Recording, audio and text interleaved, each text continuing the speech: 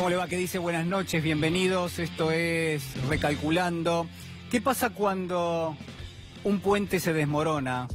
¿Qué pasa cuando se ha tendido ese puente y era la vía de acceso para que miles de familias en la Argentina, para que millones de argentinos tuviesen una vida mejor, una vida más digna? ¿Qué ocurre? ¿De qué está hecho?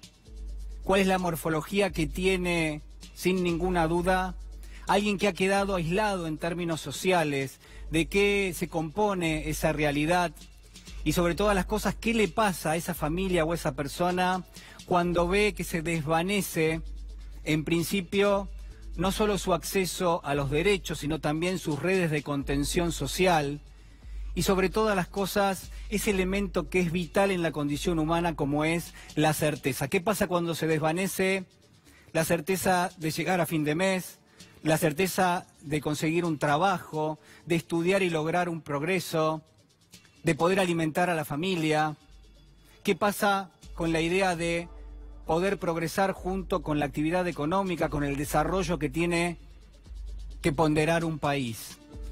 Y quiero marcarle precisamente esto. La foto de la Argentina de hoy es una foto que tiene un mensaje que baja desde el poder político, y ese mensaje lo que dice sencillamente es que hay un único camino, y que ese camino es el camino correcto, pero que claro, en esa especie de tren que va a llegar en algún momento a un destino mejor, que nos va a llevar a todos, sin ninguna duda, así dice el presidente de la Nación, a un destino mejor, a un destino más digno, ese tren para en estaciones intermedias que implican un sacrificio enorme para una gran parte de nuestra sociedad.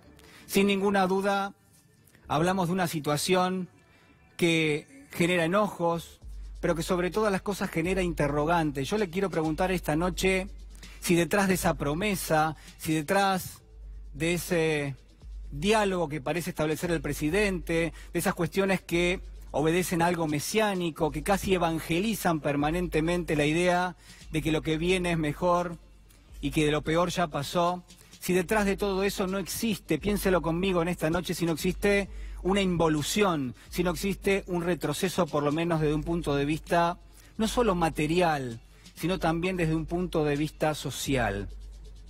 Y quiero preguntarle también en esta noche, quiero señalarle que no voy a estar hablando de una historia, sino de algo más que de una historia, que en definitiva voy a hablarle en unos segundos de lo que yo considero que es una especie de fábula moral, si usted quiere, y que nos va a revelar parte de lo que es la condición humana, parte en definitiva de lo que va a ser sin ninguna duda una especie de distopía. Usted sabe, la utopía es eso que está lejos, que parece que no va a llegar nunca, pero que condensa elementos positivos. En cambio, la distopía es eso que también está lejos, pero que cuando se va acercando vemos que presenta un futuro cada vez peor, prácticamente inimaginable. Bueno, de eso quiero hablarle esta noche, de esta historia que se llama El Señor de las Moscas. Lo escribió el genial William Golding allá por la década del 60. Le dieron el Premio Nobel de Literatura por escribir esta fábula, esta historia, que lo que va a hacer es narrarnos la vida, los hechos de un grupo de niños de entre 9, 10, 11 años, niños que en principio sobreviven a un terrible accidente aéreo, esto es lo que cuenta la historia, pero que en ese accidente mueren todos los adultos que los acompañaban, y en definitiva van a quedar estos niños, este grupo de chicos, a merced de las fuerzas de la naturaleza, van a quedar en el medio de una isla desierta, prácticamente perdidos en un lugar inhallable en el océano. Esa es la historia que les traigo esta noche. Imagínense ustedes un grupo de niños, 20, 25 niños que están en una isla desierta, en el medio del océano, no hay adultos presentes, están solamente ellos. Y a partir de ahí se escribe esta historia donde William Golding va a pasar, por un lado, por una especie de juego, va a divertirnos y a divertirse con la idea de recrear una especie de microcosmos, de sociedad pequeña, a escala yo le diría, donde el gran desafío parece en el arranque de la historia va a ser construir cierto equilibrio en las relaciones entre estos niños, obviamente con la ausencia de los adultos que son aquellos que le imprimen una cuestión de reglas de juego, una cuestión de la cultura, de lo que impone la civilización a lo social. pero donde además, a lo largo de esta historia, principalmente en el comienzo sobre todo, vamos a ver cómo este grupo de niños pelea contra las fuerzas de la naturaleza y sobre todo un dato central, no solamente van a pelear con aquello que los rodea, lo que es la flora, la fauna del lugar, la geografía, que en algún punto es selvática, que es también inhóspita, sino sobre todas las cosas con su propia naturaleza, con las dificultades de gobernarse a sí mismo que empiezan a experimentar estos niños a medida que se va contando la historia. Ahora sí le quiero decir que en rigor hay un elemento que es central a esta historia que me interesa que preste atención, porque es en esta historia, en El Señor de las Moscas, que William Golding propone la idea de reconstruir directamente lo social desde la base. Es el momento cero, acaban de llegar a esa isla desierta, están los niños allí perdidos, muchos de ellos no se conocen entre sí, tienen que comenzar a forjar lo que son los vínculos sociales, ese tejido social, esa contención. Obviamente saben, intuyen que en grupo tienen mayores probabilidades de sobrevivir que cada uno por su cuenta, y esto es lo que ponen en marcha. Se va a dar una lucha, por un lado una lucha por la supervivencia, obviamente, se van a cohesionar, van a empezar a dividir lo que son las tareas, tienen que conseguir alimento, tienen que conseguir refugio rápidamente, y lo van a ir haciendo en forma impecable. Pero claro está también, déjeme decirle, que a medida que pasan las páginas comienza a darse otra lucha. En este caso surgen dos líderes, dos chicos que tienen entre 10 y 11 años, uno se llama Ralph, el otro se llama Jack. Uno representa el bien, y esto lo vamos a ir entendiendo a lo largo de la historia, el otro representa el mal.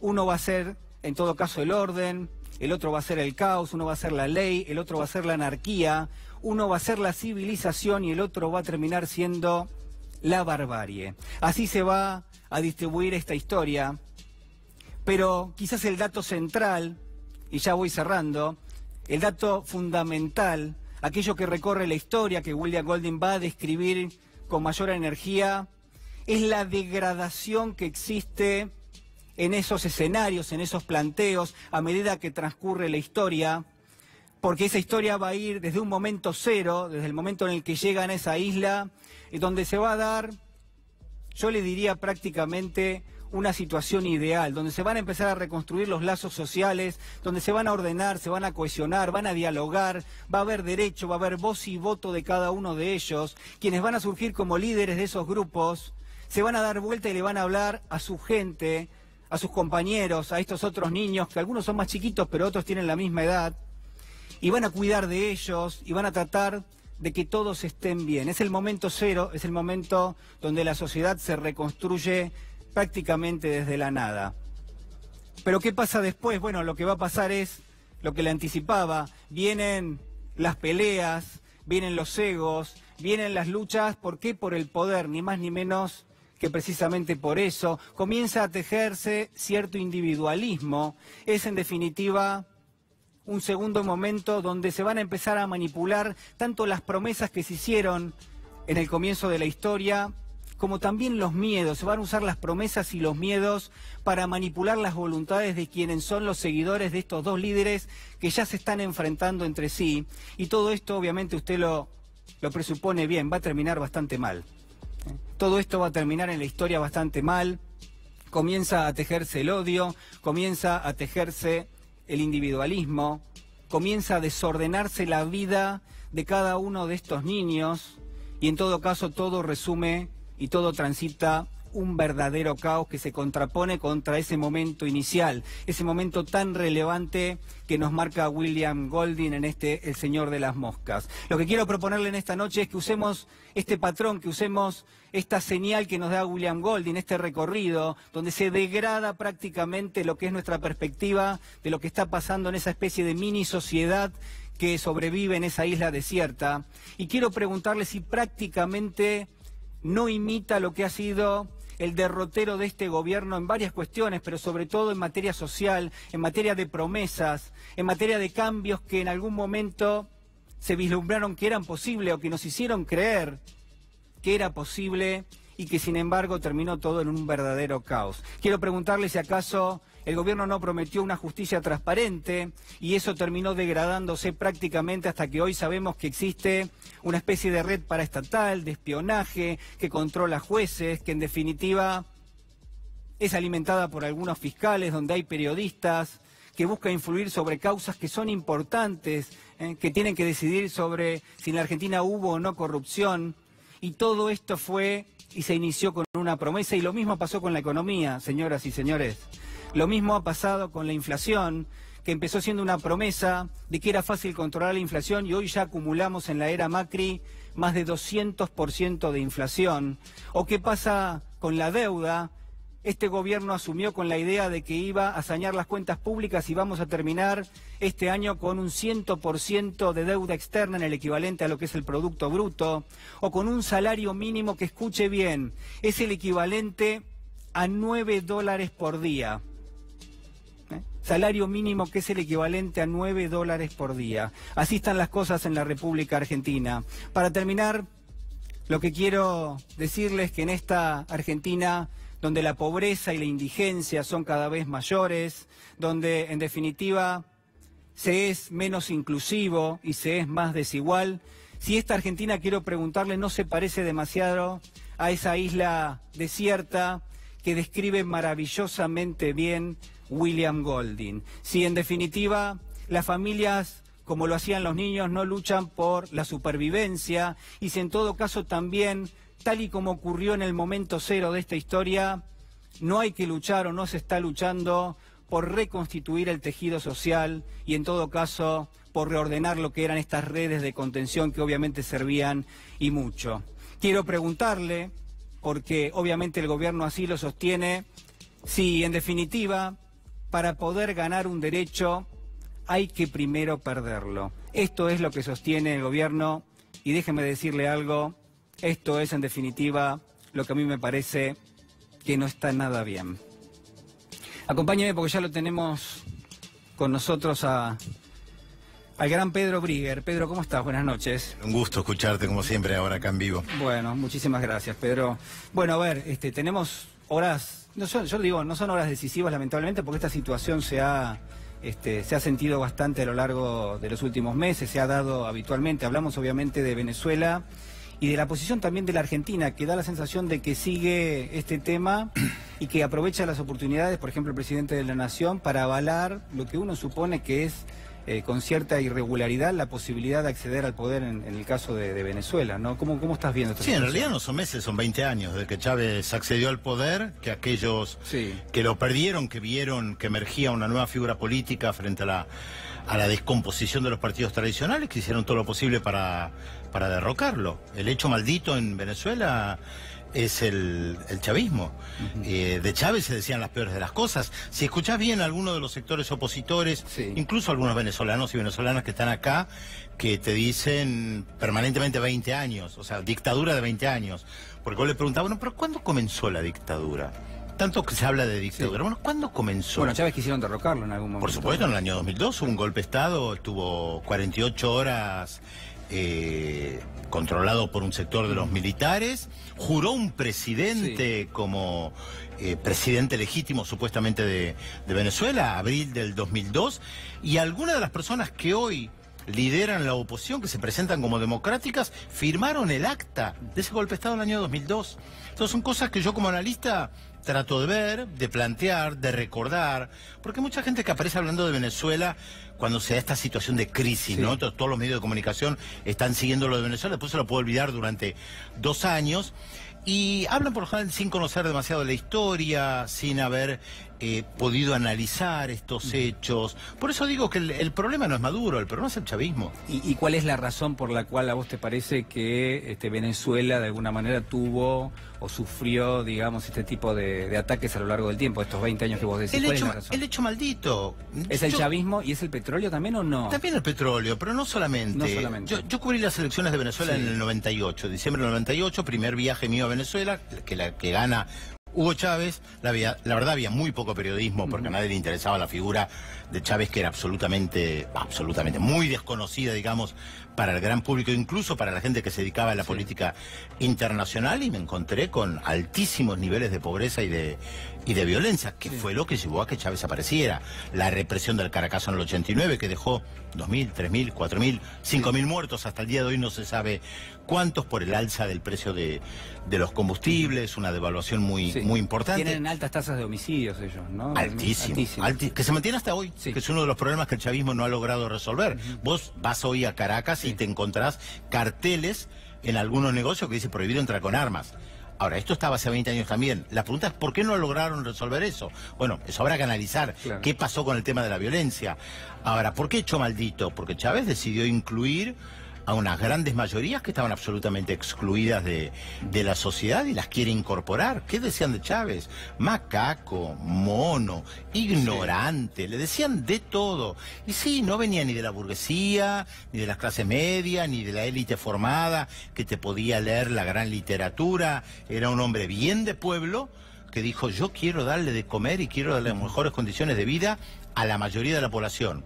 Hoy puedes analizar si lo logró o no, pero desde ese momento muchos de los que están hoy en la oposición se juramentaron derrocarlo. Y digamos, ¿por qué Venezuela atraviesa una situación que obviamente, digo, a todas luces y desde un sentido, a mí no me gusta hablar del sentido común porque obviamente es una formación. Se construye, ¿no? Por supuesto. Se construye, pero lo que digo es, bueno, la percepción que uno tiene es, hay altas tasas de homicidio, hay una inflación con la cual realmente no se puede vivir, porque es más que una hiperinflación, es directamente imposible. Digo, hay cuestiones que tienen que ver con la economía que claramente no están funcionando, y además uno podría en todo caso medir con qué filtro o qué intensidad tiene la democracia en Venezuela, y quizás tiene baja intensidad mínimamente. Mira, ¿no? yo siempre digo, Venezuela no es Finlandia, no es que hubo una transición tranquila. Por eso digo, Chávez asume a comienzo del 99, 3 años después le hicieron un golpe de Estado. E hicieron desde ahí en más lo imposible para no dejarlo gobernar.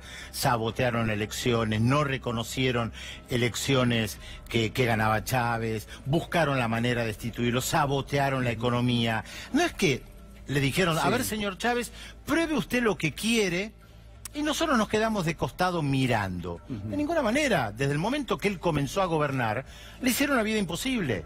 Sumado al hecho de que el petróleo, que es tan importante, tuvo alzas y bajas, sabotaje petrolero, intervención desde Estados Unidos. No es que te dejan gobernar. Cuando vos tocas intereses, no te dejan gobernar. Si vos no tocas intereses, ahí te dejan gobernar. Si vos te llevas bien con los grandes poderes, los que controlan las finanzas, la economía, los medios de comunicación, te pueden dar un cierto margen de maniobra, que hagas cosas que tal vez a los más poderosos no les gusta. Ahora, cuando vos empezás a tocar intereses, ahí no hay media tintas. Buscan directamente derrocarte. Y te hacen la vida imposible y no te dejan gobernar. En vez de tener, pues fíjate, la situación de ahora, en vez de tener a las principales dirigentes, cabezas del gobierno, pensando cómo reactivar la economía, cómo producir, qué hacer, están todos pensando cómo desactivar esta bomba que es la oposición, cómo lidiar con Estados Unidos, que no te dejan comerciar con una parte del planeta, que no puedes viajar a Estados Unidos, que te hacen un bloqueo, que te toman embajadas, y estás permanentemente pensando en eso. Ahí es cuando no te dejan gobernar. No podés pensar en los tomates y en la agricultura cuando tenés que pensar qué hacer con la embajada de Washington que está tomada, la embajada en Costa Rica, enfrentamientos en la Argentina. No podés gobernar así. Ninguna cabeza normal puede gobernar. ¿Qué tan importantes son Rusia, China, en esta especie de pulseada que hay con los Estados Unidos y Venezuela, digo? Fundamental, porque la situación en Venezuela está claro que tiene un ribete internacional. Cuando Estados Unidos lo plantea en el Consejo de Seguridad de Naciones Unidas, cuando en América Latina, con la correlación de fuerzas que cambió y la derecha tiene más poder, organiza el Grupo de Lima, cuyo objetivo es contribuir a la caída de Maduro, entonces vos te das cuenta que lo internacional empieza a funcionar muy fuerte. Rusia y China hoy no avalan lo que hace Estados Unidos. No por afinidad ideológica con el chavismo, está claro que ni Rusia ni China tienen afinidad ideológica con el chavismo, de la misma manera que el gobierno de los Estados Unidos no tiene afinidades ideológicas con el gobierno de Arabia Saudita, pero lo sostiene por una cuestión política, económica. O sea, en este juego, en este tablero... Bueno, pero sufren los venezolanos en definitiva, digamos, la situación. Sí, por supuesto, la gente que vive adentro, por supuesto. Estamos hablando de una pulseada entre los grandes que se está dando en un territorio como es Venezuela. Hay como dos territorios, el interno y el externo, que también influye. Por eso te digo, no es que Estados Unidos te deja gobernar.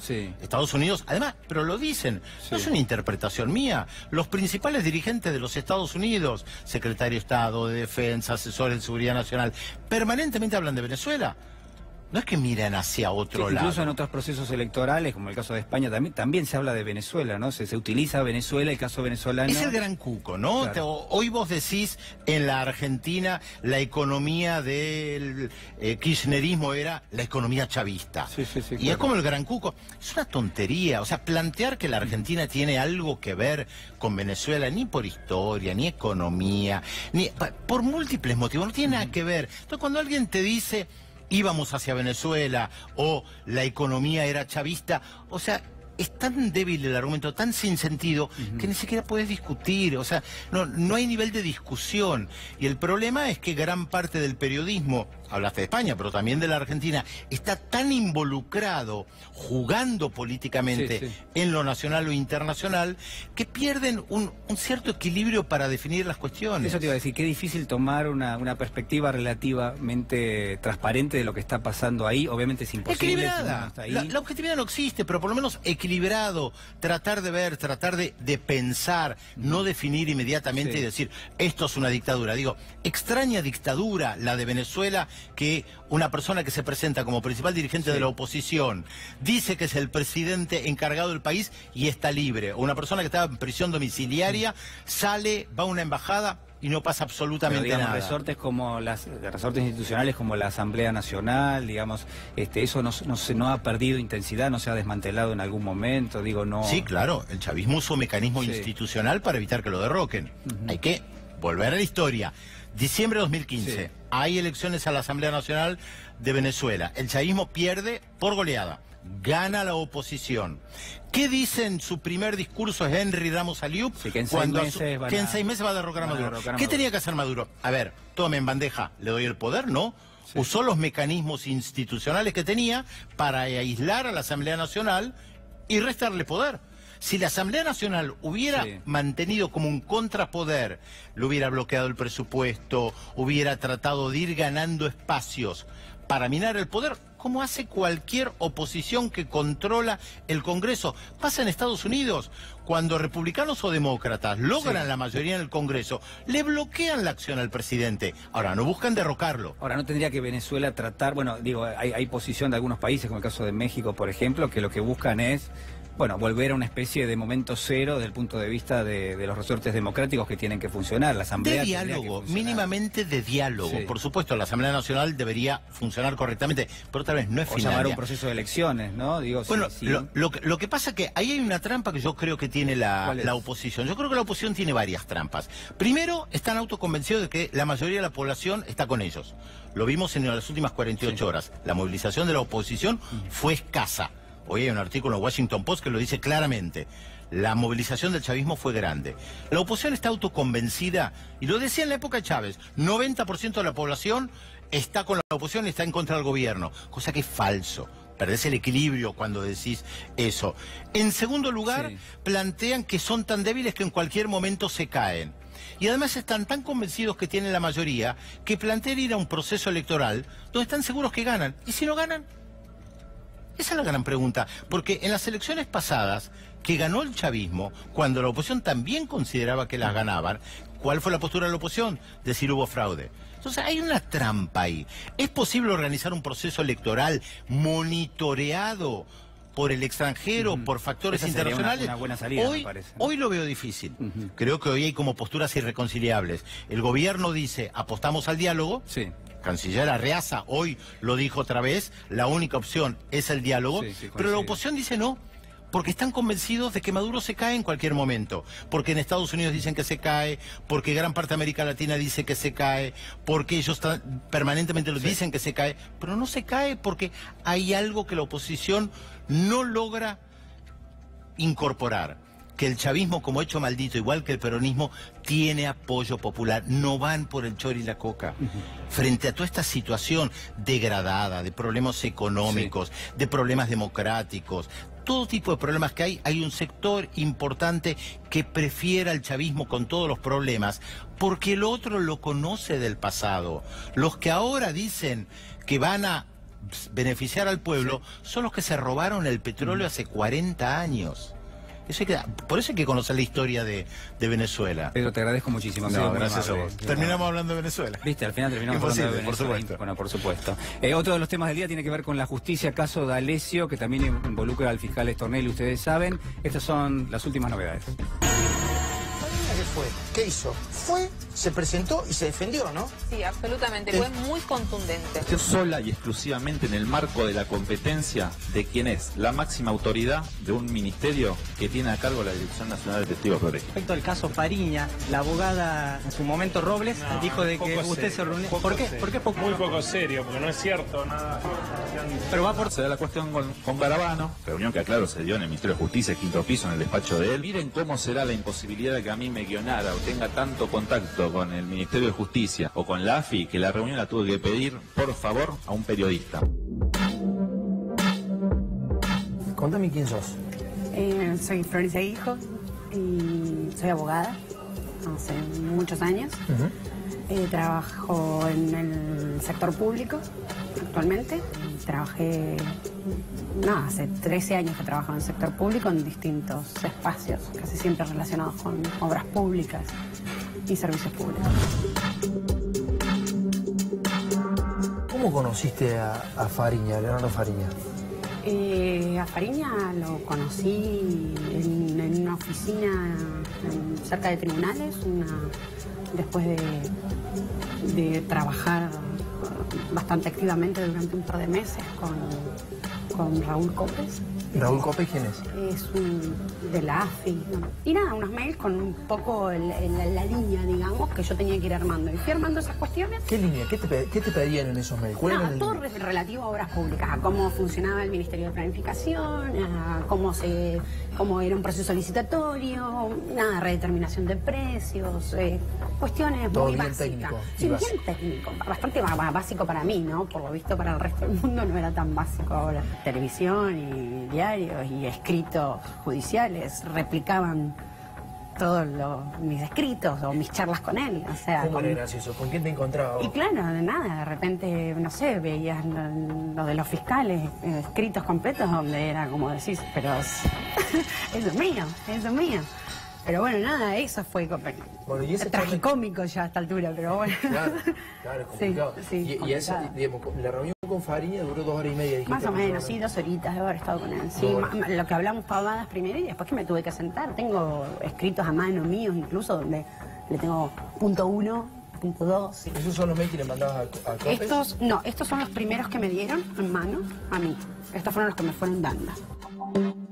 ¿Qué te llamaba la atención de Fariña? ¿Te hacía preguntas muy básicas? Muy básicas y sí, ignorancia total. ¿Por ejemplo? Total. Y diferencias de cosas muy, muy básicas. Entre, no sé, un acopio y un adelanto financiero, una redeterminación de precios, una adecuación de... Cualquiera que maneja medianamente la obra pública sabe cómo es una licitación, no sé, en un momento también hablaba, me acuerdo, de expedientes en mano y no tenía ni idea qué era lo que en la administración le decimos un expediente en mano. Entonces había que como que afinarle un montón de cuestiones para que le sonara que él lo había visto, porque para mí ni había pisado el Ministerio de Planificación ni hablaba del Ministerio de Planificación. ¿Él no reconoció lo que era un acopio ni un adelanto financiero? No, en ese momento no había forma. Habló mucho. Bueno, habló mucho de obra pública en general. O sea, él cuando tiene que incorporar este tema, él hablaba. Pero la verdad es que poco y nada. ¿Vos estabas sola con Fariña solamente en esa reunión? No había más nadie. A ver, hay muchas de estas apreciaciones igual que a posteriori me es fácil darme cuenta que él no sabía, pero en ese momento tampoco es que lo cuestioné, ¿no? Me parecía que era una charla técnica donde yo era, bueno, esto es esto, y él tenía dudas y entonces me preguntaba de acuerdo a escritos que había leído y cosas que qué es, qué hago, cómo. Era una explicación de cómo iba todo encaminado. ¿Era un buen alumno, digo, después de sí, un pibe que sí.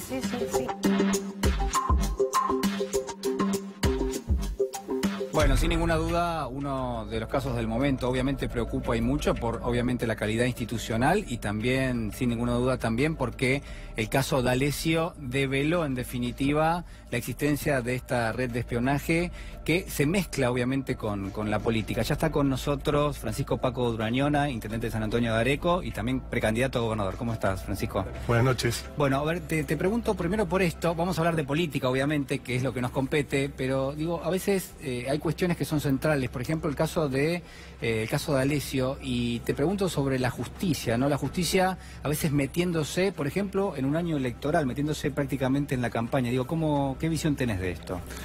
Si hablamos de política, Sí. hay que hablar de justicia. También hay que hablar de justicia. Absolutamente.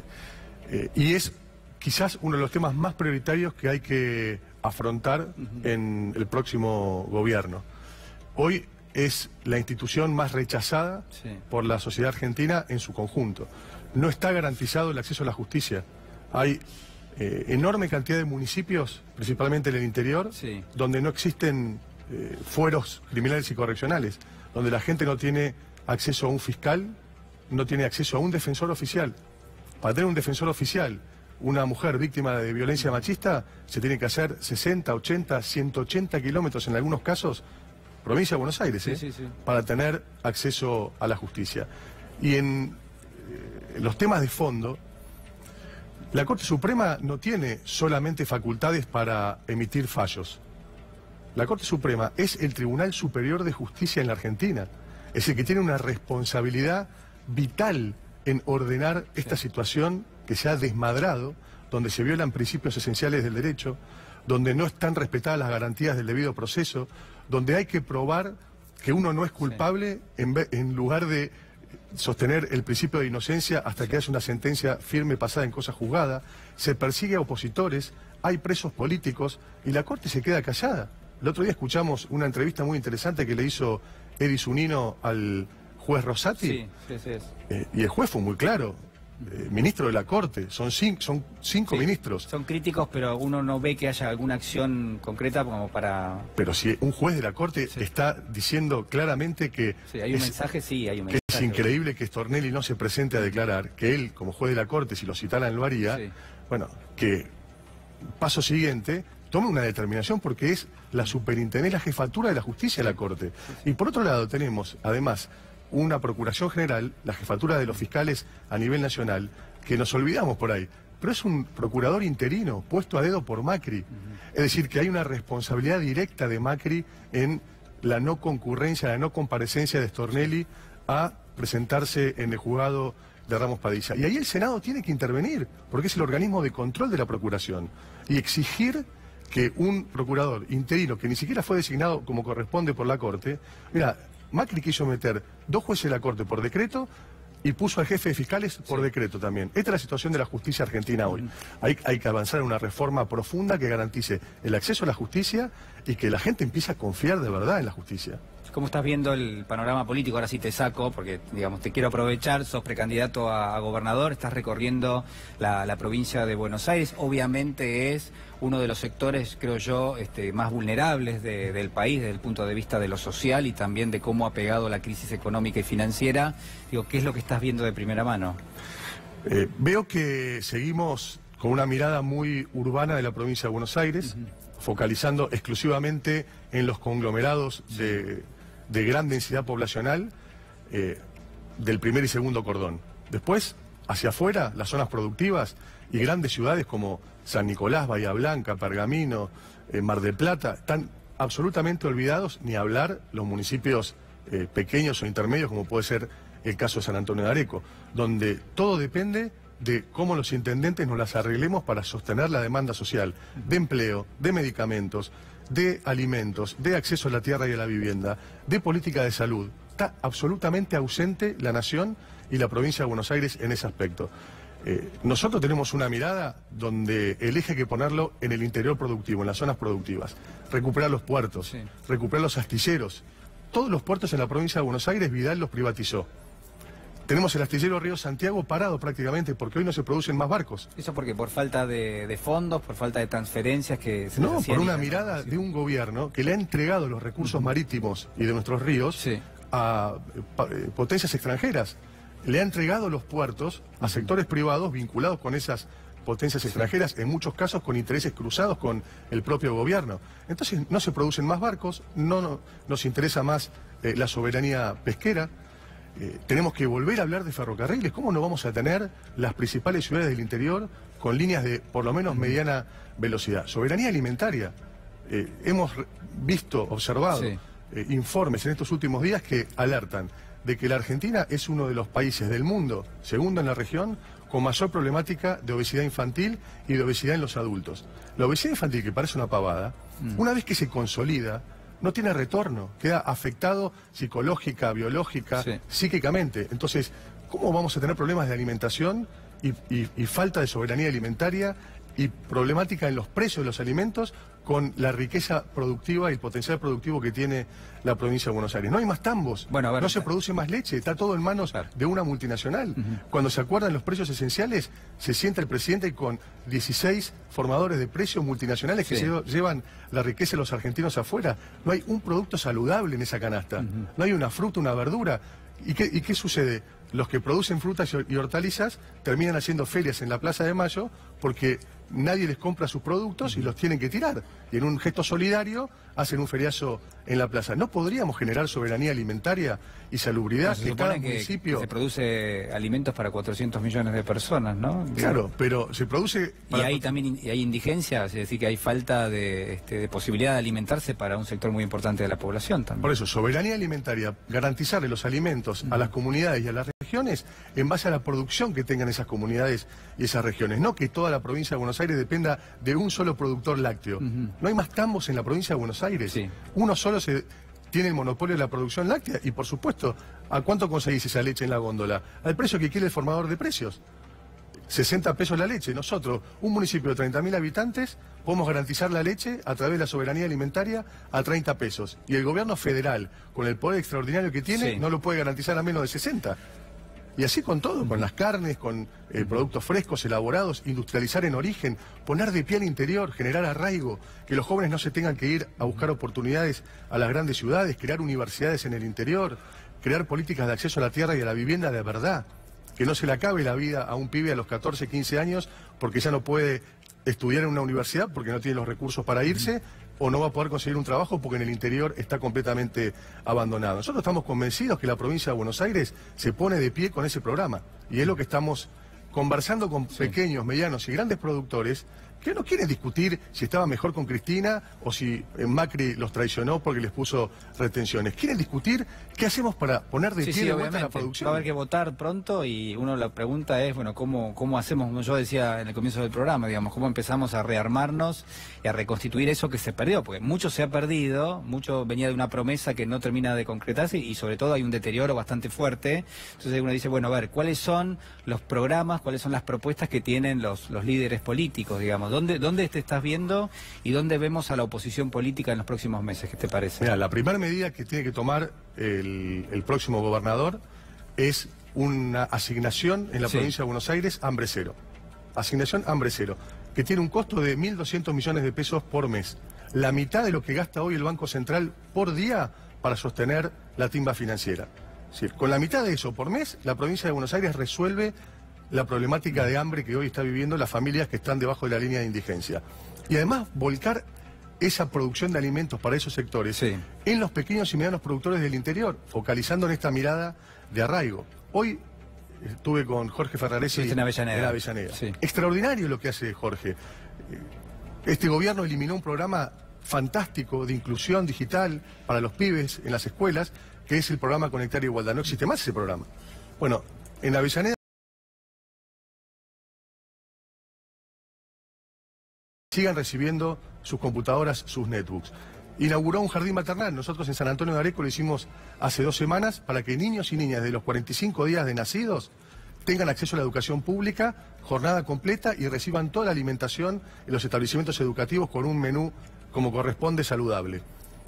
Entonces hay que fortalecer a los gobiernos locales, a los municipios. Yo veía Jorge entregando las netbooks, hablando con las familias, con los chicos, con los alumnos. El que tenía una necesidad le dejaba una carta, se lo planteaba. La propia autoridad atendiendo los reclamos de la ciudadanía. La proximidad, gobiernos de proximidad, estos son los municipios. hoy en el mundo funciona de esa manera. Entonces, descentralizar, transferir recursos, darle poder a los municipios para que puedan gestionar las escuelas. No podemos, desde un municipio a 700 kilómetros de La Plata, estar gestionando que te envíen los pupitres para las aulas. Eso se tiene que ocupar el intendente, o de que se arregle un techo, o de construir una escuela nueva. Es decir, hay que hacer una revolución de fortalecer a los territorios, a los municipios, y a partir de ahí generar arraigo. Y que haya una migración inversa de los grandes centros poblados a vivir al interior, a las zonas productivas, a producir alimentos, no para venderle al mundo. Eso es otra discusión, que incluye quién maneja el monopolio de las exportaciones, claro, ¿no? por Esto supuesto. lo tiene que recuperar el Estado. Por supuesto. Pero antes tenemos que garantizarle, como decía Néstor Kirchner, el plato de alimento a las familias argentinas. Totalmente, coincido que es una urgencia, es una emergencia, y es hacia eso que tendría que tender la discusión política. Francisco, muchísimas gracias. No, al contrario. Muchas gracias a vos. Muy Buenas amable. noches. Gracias. Síganme porque ya lo tenemos. Señor Félix Kraus, ¿cómo le va? ¿Cómo Nos estás? saludamos, pero ¿Cómo nos te va? saludamos de nuevo. Ex fiscal, ex titular de la Procubin. No sé si decirle periodista, conductor de radio, uno es multifacético, podemos llamar, intelectual, obviamente. Bueno, ¿cómo anda? Bien, muy bien. ¿Sí? Bien. Hablábamos de algunas cuestiones centrales que tienen que ver, obviamente, con la justicia, ¿no? Quiero preguntarle un poquito, en principio, cuál es la aproximación que uno puede hacer a esto que día a día nos devela una red cada vez más importante que toca jueces, fiscales, que en definitiva influye sobre otras causas. Digo, ¿cuál es la mirada? Paco hizo recién una buena introducción al tema, compañero judicial también en algún tiempo, Paco.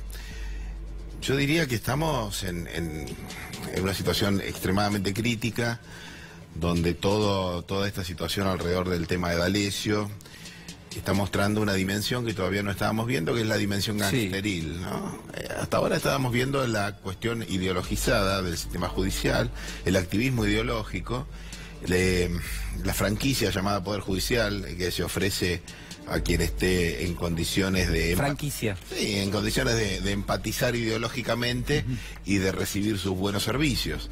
Ahora estamos viendo la pata gangsteril, en la cual parece que se une lo útil con lo agradable, y en donde al activismo ideológico de la imputación a un sector ideológico político por parte de funcionarios judiciales que tienen un claro sesgo, utilizan como herramienta mecanismos extorsivos, esta mezcla de lumpenaje multimillonario de servicios de inteligencia o de pymes tercerizadas de los servicios de inteligencia.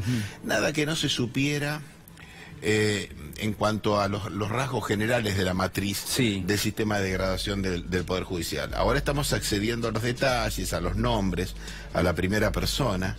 Bueno, es un escalón más del descenso a la visibilidad, digamos, del fondo del pozo. ¿Hay presos políticos en la Argentina? Yo creo que sí. Yo creo que sí. Uno ve cómo comenzó el caso de Milagro Sala, y aunque haya perdido el seguimiento de algunos de los juicios sucesivos, las detenciones escalonadas, el inicio de las causas escalonadas para la prórroga de la detención preventiva, las detenciones preventivas injustificadas previamente a una sentencia definitiva, la presunción de inocencia pasada en autoridad de cosa juzgada. Me parece que visto esto, digamos, en escala, en la dimensión, me parece que no hay ninguna duda de que acá la politización de la justicia y el uso abusivo de la detención preventiva con la ley Sortija, ¿no? Con la ley del delator premiado, que es haberle entregado la navaja al mono, digamos, cuando los senadores, que fue donde se cocinó esta ley, estuvieron todos advertidos de lo que iba a suceder con esta ley. ¿Por qué? ¿Cómo es? Sí, advertidos estuvieron porque todos los que expusimos ahí en las reuniones preparatorias de las comisiones, de los plenarios de varias comisiones. Sí, la ley del arrepentido. Sí, ¿no? la ley es un eufemismo, la ley del delator premiado, el delator apretado. Advertimos que iba a haber, que esta ley es una ley que se vino volanteando por toda América Latina. Digo, en 2013 desapareció y después apareció Moro y después terminó destituida Dilma en ese show, después apareció la prisión de Lula y estamos donde estamos. Se dice que es una herramienta del lawfare, digamos, de... Sí, claro, no cabe ninguna duda. Digo, por un lado noticias falsas, por otro lado la guerra judicial, el resultado es este.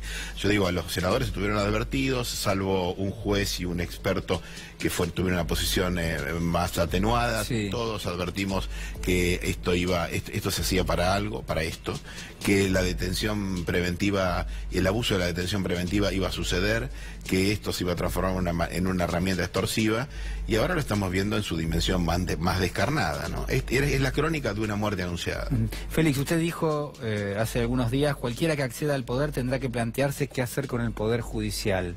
Sí, claro. ¿Qué hay que hacer con el Poder Judicial? Por lo pronto, yo lo que creo es que hay que ampliar la Corte, digamos. Es absolutamente inadmisible que una nación concentre en 5 personas semejante cantidad de poder. No hay Corte en América Latina que esté integrada por 5 personas. ¿Cuál sería el número? Bueno, eso es un tema para debatir, pero muy probablemente no un número inferior al de 10 miembros.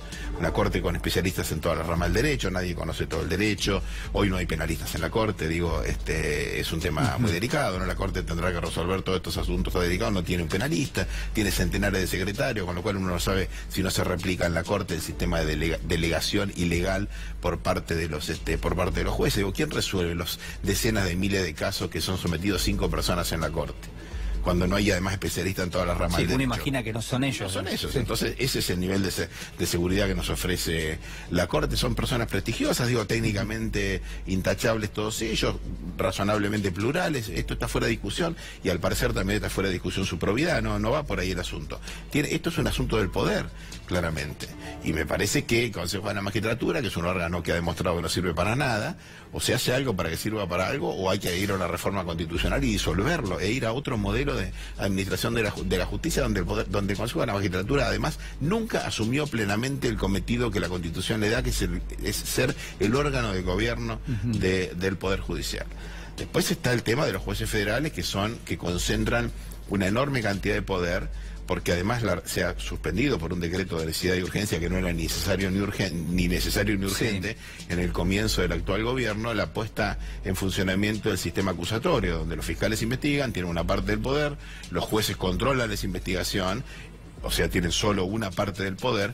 Y al suspender esa reforma y conservar los jueces el carácter de inquisidor, el juez de instrucción que junta la prueba y después evalúa la prueba que él mismo junta, bueno, tenemos 12 personas con una concentración de poder desmesurada y se producen los desmanes que estamos viendo que se producen todo el tiempo, ¿no?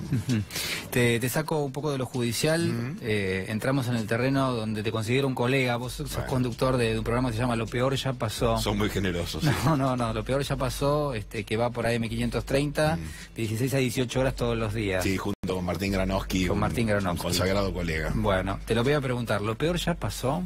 No. No pasó lo peor. ¿En qué sentido? ¿Económico, social, político, judicial? Yo creo que hay un asunto muy delicado, que es que la decadencia de toda época tiene un nivel de violencia proporcional a la impotencia de la declinación. Lo vimos en el 2001, que empezó con una gran esperanza, que siguió con una gran muestra de ineptitud, con un presidente del que todo el mundo se burlaba porque se consideraba un tonto, y terminó con 40 cadáveres. A mí en lo personal me preocupa esa dimensión, ¿no? Estamos asistiendo a una orgía de una euforia funeraria por parte de los funcionarios, en donde se saluda, se recibe con pitos y matracas a todo el que mata a otro. Hay un discurso y una acción muy violenta de un Estado que empieza a adquirir los sesgos de un Estado policial, una sistemática represión de la protesta. Vimos la bala. ¿Estás hablando de la doctrina Chocobar, por ejemplo? Sí, pero más que de la doctrina estoy hablando de las balas, del muchacho que protestaba frente a la Embajada de Venezuela y se le disparó con una posta de goma, donde los protocolos no dicen que se debe disparar, que es sobre la línea del torso para la cabeza. Y no va a pasar nada con eso, desde luego. Estoy dispuesto a apostar sobre este asunto. ¿Pensás que hay una bajada por parte del poder político, del gobierno, para las fuerzas de seguridad, de que hay cuestiones que están permitidas, aunque no estén escritas, digamos? No, se lo dice por televisión, digamos.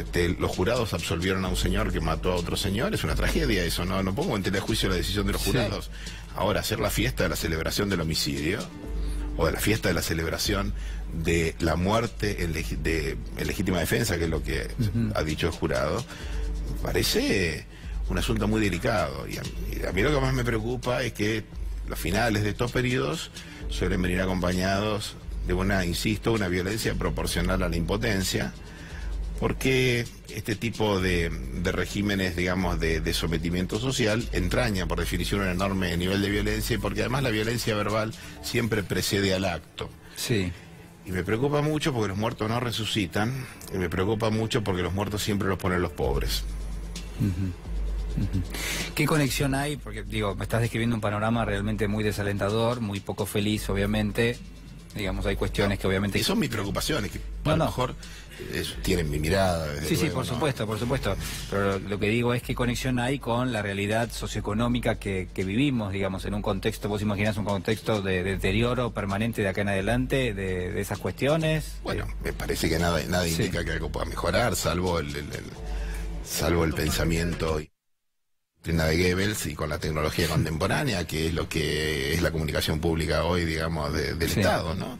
Pero bueno, esa es la fantasía, ¿viste? Hay que caminar las calles de Buenos Aires, yo lo hago todos los días, viajo en transporte público, verás el rostro de nuestros compatriotas y los no compatriotas también es desolador. Estamos viviendo en un estado de depresión, de angustia social extrema, y lo otro es la pobreza, la miseria, la degradación. Nunca se ha visto tanta gente durmiendo en las estaciones, de subte, en la calle, ¿no? En cuanto rinconcito hay de la ciudad, para que la gente se resguarde un poco. Y bueno, además ahora se viene el invierno, esto es una situación muy angustiante. Estamos, se discute en la República Argentina la alimentación, digamos. Estamos hablando de la gente dice que come una vez por día. Estamos hablando de que 80 pesos vale un pan de manteca. Estamos hablando de que 80 pesos vale un yogur. Digamos, estamos hablando de que 80 pesos vale un litro de leche. Y la gente no puede comprar un litro de leche. A mí, ningún gobierno será digno si los argentinos no están en condiciones de poner un kilo de milanesas en el plato de una familia tipo todos los días. Todo lo otro es un fracaso. Quiero preguntarte, y la verdad te agradezco muchísimo que hayas venido, no quiero dejar de preguntarte... Es un placer, Julián. ¿Cómo imaginás a la política y sobre todo a la oposición política de aquí en adelante? ¿Cómo se llega a octubre? Y si te imaginás como parte de esa fuerza, o lo estás viendo que esa fuerza va a estar conformada por distintas corrientes dentro, por ejemplo, de lo que es el peronismo, digamos, ¿cómo se está articulando eso y si lo ves posible? Ojalá haya una oposición, porque hasta ahora, bueno, la oposición se desmembró inmediatamente de la asunción de Macri, y es verdad que Macri gobernó con minoría en las cámaras, digamos. Macri gobernó con mayoría en las cámaras, con el Partido Justicialista que se desmembró. Ahora, por supuesto, todos los hijos pródigos regresarán detrás de la lucidez de la chance de la victoria, pero las cosas fueron así. Lo que no hubo fue, la oposición que hubo no tenía capacidad de condicionar las políticas públicas, digamos. A esto llegamos con un gobierno que gobernó sin oposición. Y yo espero, francamente, esta es mi ideología, digamos, no hay ningún misterio. Yo espero que efectivamente las próximas elecciones las gane un gobierno popular que pueda ofrecerle dignidad y bienestar a los argentinos. Nuestra nación está de rodillas y nuestro pueblo está humillado. En la República Argentina se ha banalizado la reivindicación de las Islas Malvinas, se ha humillado la memoria de los muertos en Malvinas, se ha denigrado la condición de los trabajadores. Cuando se dice que se quiere el alma y no se quiere, se quiere conquistar el alma de los argentinos, se está parafraseando a Margaret Thatcher. Lo que se busca no es que los trabajadores sean explotados, se buscan que los trabajadores se avergüencen de su propia condición. El día que esto suceda habremos perdido definitivamente todas nuestras esperanzas, y yo confío que las mejores tradiciones de la República Argentina, que van desde la guerra de la independencia, donde durante 14 años lucharon 5.000 hombres y volvieron 80, hasta la lucha de los 30.000 de desaparecidos, permitan a los argentinos recuperar su dignidad y su patria. Gracias, Félix Cruz. Muchísimas gracias. Es un placer. Gracias.